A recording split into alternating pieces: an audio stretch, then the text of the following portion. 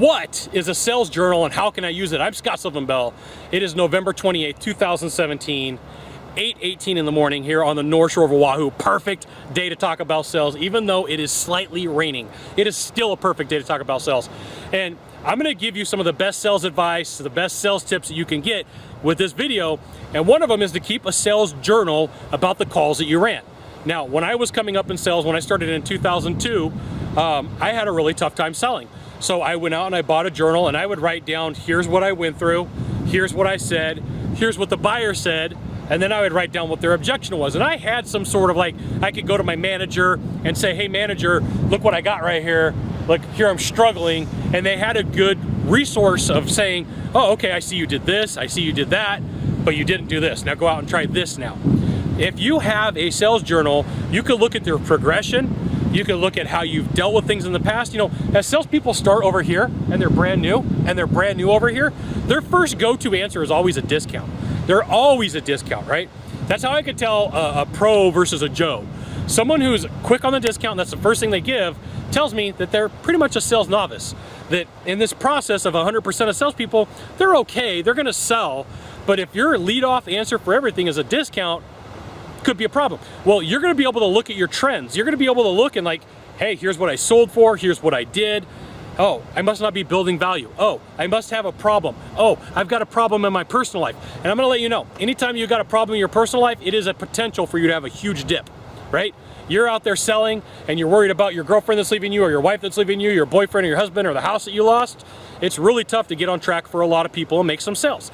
But if you're charting and you're watching sales consistently, it makes your life a whole lot easier. And you know, here's the thing. I got a job with a company because they said, well, you know, tell me about your sales process. And I took my sales journal in and I said, here's my sales journal. And they said, wow, you know, you're pretty thorough. I'm like, yeah, absolutely. I'm pretty darn thorough. And they said, okay, well, great, you're hired. Okay. So there's plenty of things that you can learn from it. You can look for trends, patterns. You can see how you progress as a salesperson.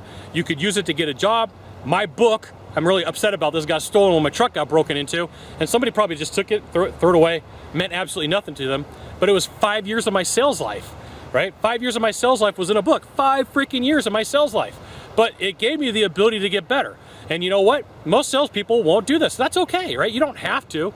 Nothing says that you have to, but you're like, people will say, Scott, what do I got to do to progress? What do I got to do to be a better closer? How can I be a better closer? Look, have the sales journal, take notes, figure out where you're selling, where you're not selling, what questions you're asking, what questions you're not asking. And you're like, hey, Scott, well, how can I do that? Well, I'm going to give you a really good answer. Here's what you do. You pull up like some sort of document. You got Google Docs, you got Microsoft Word, you got something for Apple. I don't know, I'm not an Apple user. And you create a checklist, right? And then after your sales call, you go through and you be honest with yourself and you say, did I do this? Yes. Did I do this? Oh man, I didn't, right? Because then on the next call, it reminds you like, hey, I got to do this. So you could create a checklist. This is like very low cost. How can I be a closer? Very low cost. Create a checklist, create a sales journal, and go back and look at the things that you're doing and that you're not doing. And then you could look and try to figure out where that objection came from in the sales process, right? Sometimes objections happen in the beginning, sometimes objections happen in the middle, sometimes objections happen at the end. But here's the thing you need to know. The best time to take care of an objection is when you get it and not wait for it to grow. So should you keep a sales journal to be a better closer? Absolutely. So there you go. Now, if you could do a small favor for me in the box down below, leave a comment, question, or story, that would be fantastic. To the right, to the left, there is a subscribe button. You know what you got to do. You got to subscribe. And then last off, you can send it out to all your friends via StumbleUpon, Facebook, Twitter, Google+. Why not? Even LinkedIn. Sylvan Bell. We'll see you soon. Thanks for watching. Aloha.